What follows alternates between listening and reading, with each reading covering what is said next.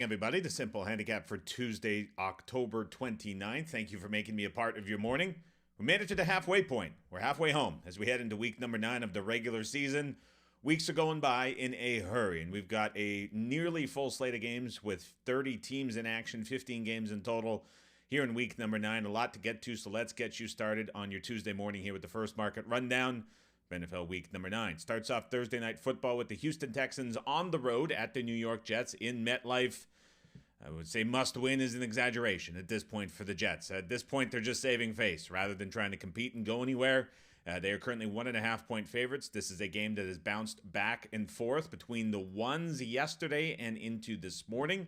As we look at the total from 43 at the open down to 42.5 and trending slightly lower. For the Jets, it is plenty of questions on the defensive side of the football as they sustain several injuries in the game against New England, and that's the side of the football you really need to watch as the Stephon Diggs news has been settled for the Houston Texans. Not going to practice, not going to play, still has not been given the long-term diagnosis on the injury. We'll see if that comes later today. For New York, Will McDonald, Quinnen Williams, Hassan Reddick, C.J. Mosley, Ashton Davis, Tony Adams, and Michael Carter, all limited or DNP on the walkthrough for Monday. So, of course, it is an estimation. The names you really want to keep an eye on there that are concerning if they miss would be Davis and Adams, the two starting safeties, as well as Michael Carter, the third corner. Reddick, Williams, and McDonald were all limited in their estimation on the practice report. C.J. Mosley, a key name to watch too, with a chance of missing in this game. So some defensive injuries certainly for the Jets to counter off some of those offensive injuries for the Houston Texans. Not much of an opinion from me personally on this side or total as we sit here on a Tuesday morning. So we get to the Sunday slate. It is the New England Patriots on the road at the Tennessee Titans. Titans a 3-point favorite, minus 120. Left to right across the screen with FanDuel at 15, DK and BetOnline at minus 118. This is a game that did get down to a 3 flat for the most part across the board. Late morning yesterday, and we saw a little bit of Tennessee money creep back into the market yesterday early afternoon and just make this an expensive 3. In terms of the total, we saw this open 38.5. That is where we're sitting for the most part across the board, shaded lower towards 37.5 at Circa, shaded towards 37.5 at FanDuel. I got to say, I like the Titans in this game. One we'll talk about a lot more in detail tomorrow on the Wednesday preview podcast as you're looking at 3 minus 20. It's a side that I like this week. I think it's one of the classic spots in betting that we just haven't seen in a long time. Typically, these get corrected. I think the scoreline in Detroit was quite misleading. Again, there was a YouTube comment that said I was taken away from the Detroit performance. Not the case at all. Not the case at all. I'm not taking away from what they did. Wildly impressive. But I don't want to take away from the fact that the Titans in a tough spot to play against a defense that might be a little bit overrated. Now down Aiden Hutchinson. Nevertheless, the Titans put up more than 400 yards of offense and certainly got a little bit unlucky not to find the end zone a couple more times. Wouldn't have made a difference, not saying that, but you have that kind of box score differential coming in where the Pats get out of a game where the past 758 teams that were outgained by the margin that the New England Patriots were and did not generate a turnover lost. So it's a very unlikely win for New England, perhaps a loss not nearly as bad as it could have looked numbers-wise for the Titans. Not taken away from the Lions. Don't get into YouTube comments about that. They now match up with the Pats potentially needing to start Jacoby Brissett. I get the impression based on how Drake May talked about things post-game and how he's going to be handled this week. He has a better chance to play than typical for a quarterback suffering a concussion. But I do think those impacts and effects of the injury on a rookie quarterback, disrupting the prep with the team going on the road, now trading away Uche, a great defensive lineman. Just a number of things continue to pile up for the Pats here, and I think this is a spot at Tennessee that sets up well at home. We'll talk about it more on the pod tomorrow for the preview show at 9 a.m. Pacific on the YouTube channel, but that is one side that certainly jumps out to me this morning. LA Chargers on the road at the Cleveland Browns. Chargers down to a 1.5-point favorite, total 42.5, up nearly a field goal from the look ahead, and about 1.5 from the reopened Sunday evening. We've seen over money, we've seen Browns money. Everybody's jumping on the Jameis Winston wagon. Let's see how low this number gets for the Chargers. Plenty of hype and applause for how Justin Herbert is playing in that Chargers offense. It's not showing up on the scoreboard yet. Certainly is showing up in the box score. Certainly is showing up on film. And if you get Johnston and Chark back for the Chargers in this game, and the Browns are going to be without JOK, I would expect, based on him being released from the hospital after being stabilized with the neck injury yesterday, and I would assume also without Denzel Ward, despite not getting official word for it, with his second concussion, now his sixth concussion, believe it or not, in his career. You take away the middle and the heart and the soul of that linebacker group in the middle of the field for Cleveland. You take away the best cover corner. All of a sudden, you have Justin Herbert coming in with more wide receivers potentially. Curious to see how low this number is going to get. New Orleans on the road at Carolina. Derek Carr will practice.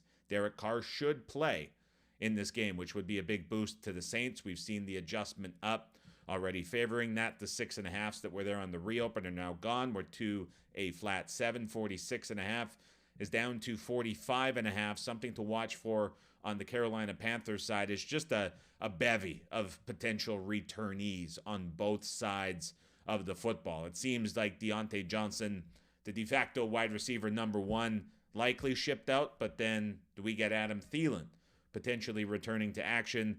The Panthers got their O-line back healthy last week. That'll carry over into this week. And then you're watching for a couple more returnees on the defensive side. This is probably going to be as healthy as we have seen Carolina all season. Getting Thielen back could play a big impact in this game. No word yet on who is starting at quarterback. Miami on the road at the Buffalo Bills.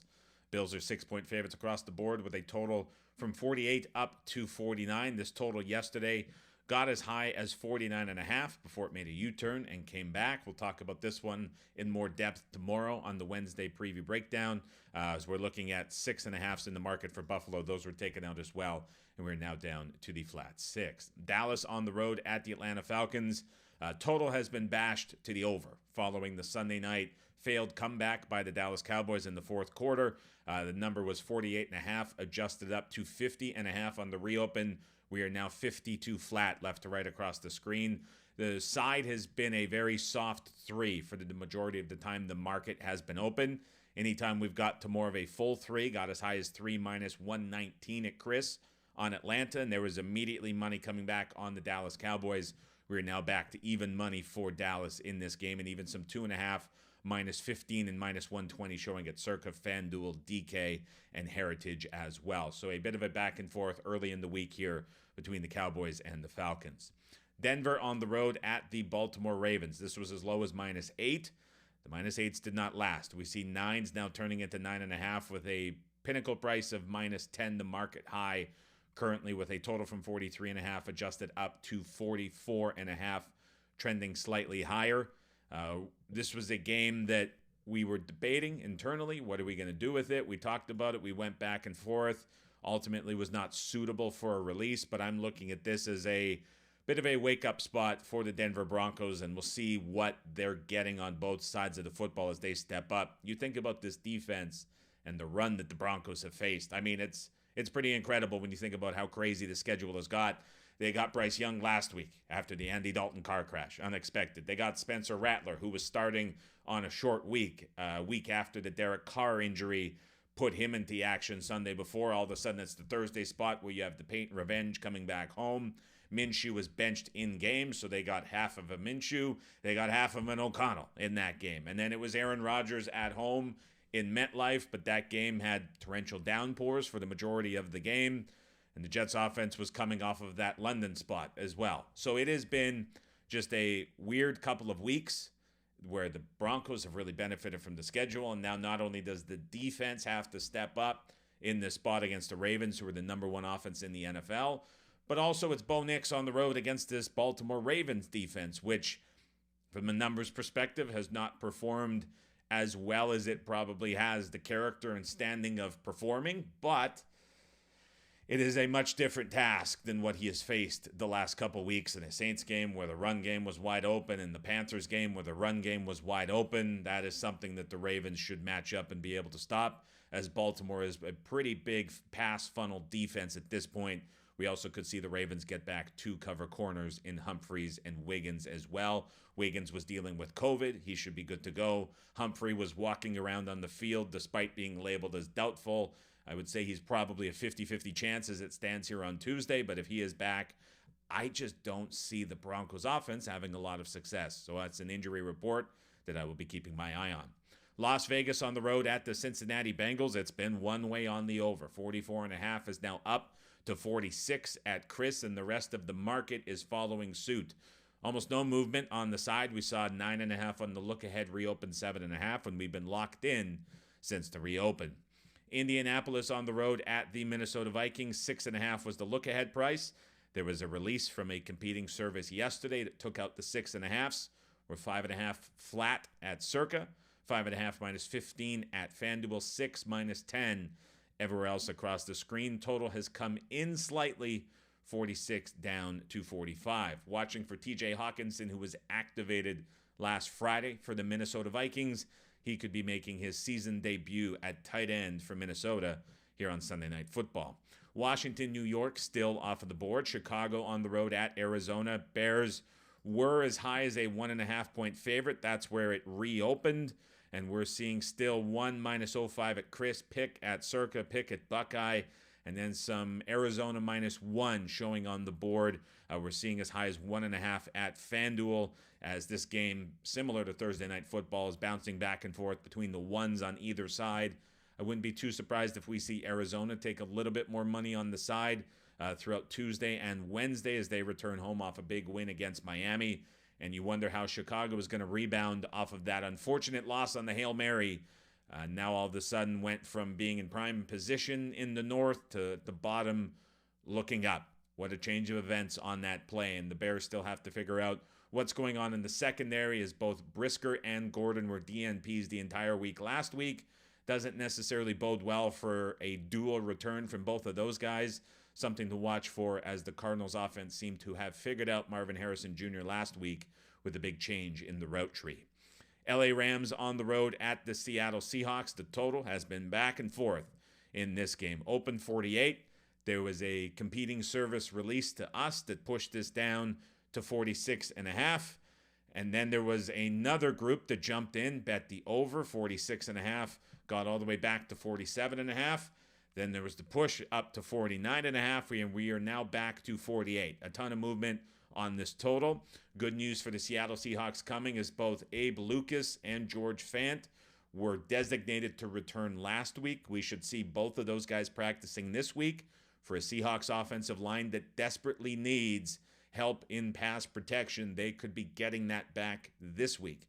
DK Metcalf, his status is uncertain. Mike McDonald said yesterday that he is optimistic he will play, but there is still a bit of a ways to go for him to get back and be game ready. I think the offensive line boost is going to help, and the status of DK Metcalf is going to dictate where this total closes. If he's in, I think we see it close perhaps at 48.5, 49, right around where we are now after that additional move came back. If he is out, we might trend back down towards 47.5, 48. And I think on the side, if he is out, we see the Rams take a little bit more money in this game as well, as they have both of their wide receiver 1 and 2 back in the lineup.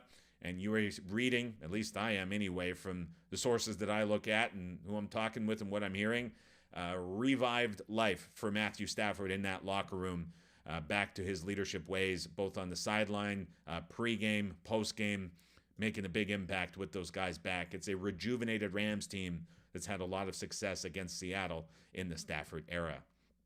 Detroit on the road at the Green Bay Packers. This is currently lines 3 minus 20.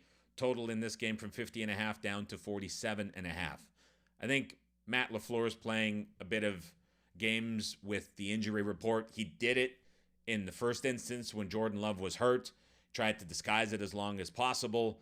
He is saying that the MRI came back clean. He is saying that Jordan Love is optimistic he is going to play in this game. And what we're seeing here is a middling number. We're seeing sort of a semi-hedge going on, because we were as high as -4.5, even some -5s were showing when it sounded like yesterday morning early Jordan Love wouldn't have a chance to play in this game.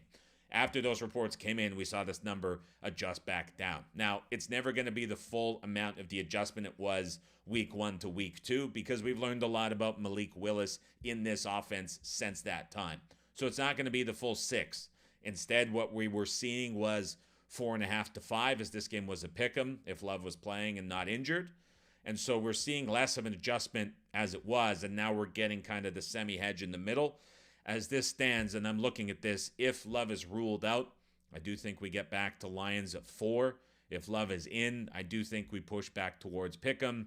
Probably closes Lions -1, kind of in that range, as you're getting less than 100% of Jordan Love in this game.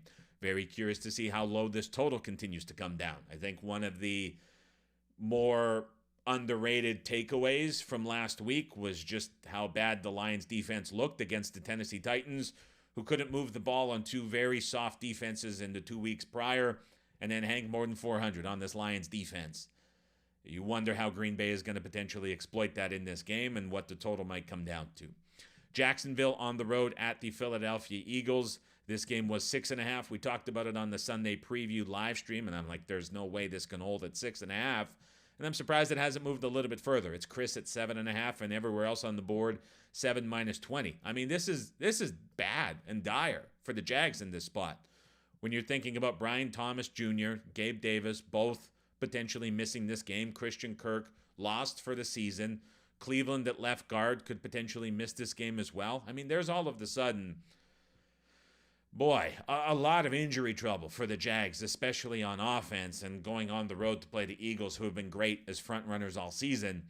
You're looking at this as a pretty tough matchup, and what Hurts can do in the passing game with these receivers against man is certainly notable too. And so if these injuries hold at the wide receiver position, and Jacksonville goes into this game with Tim Jones and Parker Washington as wide receiver 1 and 2, I would surely think we get higher than 7.5 here. That's my impression of this spot.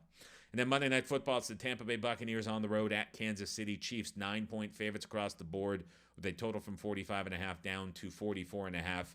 They add a pass rusher to bolster an already great defense. Quang Rouche from New England. I think that's a great fit in what Kansas City has. I think it's only going to make that defense even better. Tampa Bay going to 2 tight end sets at a much higher rate. That's one of the weaknesses for Kansas City so far this season in defense. And so this is an interesting matchup with some X's and O's, and a number that we're seeing rival that of what the Chiefs were against the Raiders in Las Vegas last week. Buccaneers being treated a little bit differently. How do you rate those two teams comparatively? Fun game to break down, and one I'll definitely talk to more in detail on the podcast here tomorrow and in the live stream preview tomorrow morning at 9 a.m. Pacific over on the YouTube channel. That'll do it for me today, everybody. Have a fantastic Tuesday. We'll chat with you again bright and early tomorrow back on the podcast feed.